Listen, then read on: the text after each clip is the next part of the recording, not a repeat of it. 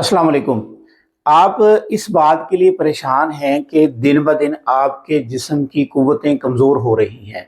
आपका जिस्म जो है ना हर वक़्त निढाल रहता है, थका हुआ रहता है और जिस्म के अंदर एनर्जी बूस्ट ही नहीं होती। हालाँकि आप मुख्तलिफ़ किस्म के एनर्जी बूस्टर्स इस्तेमाल करते हैं, आपने ग़िज़ा बहुत अच्छी की हुई है, आप हर किस्म की वो ग़िज़ाएँ इस्तेमाल करते हैं जिनकी वजह से आपको लगता है कि इससे जिस्म में ताकत आएगी। लेकिन इसके बावजूद भी आप दिन ब दिन कमज़ोरी की तरफ जा रहे हैं।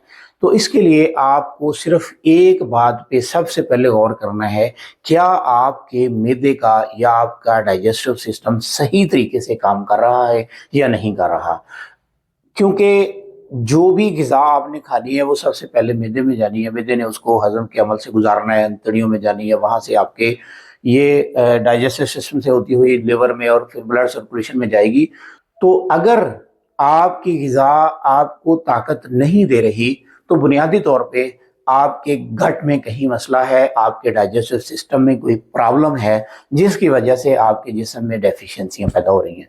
तो इसके लिए आपने फ़िलफ़ौर अपने मैदे का रिव्यू करना है। अगर मैदे के इलाज की तरफ जाते हैं तो एलोपैथिक सिस्टम में इसका इलाज प्रॉपरली नहीं होगा, आपको सिर्फ़ तिब्बे यूनानी का सहारा लेना पड़ेगा।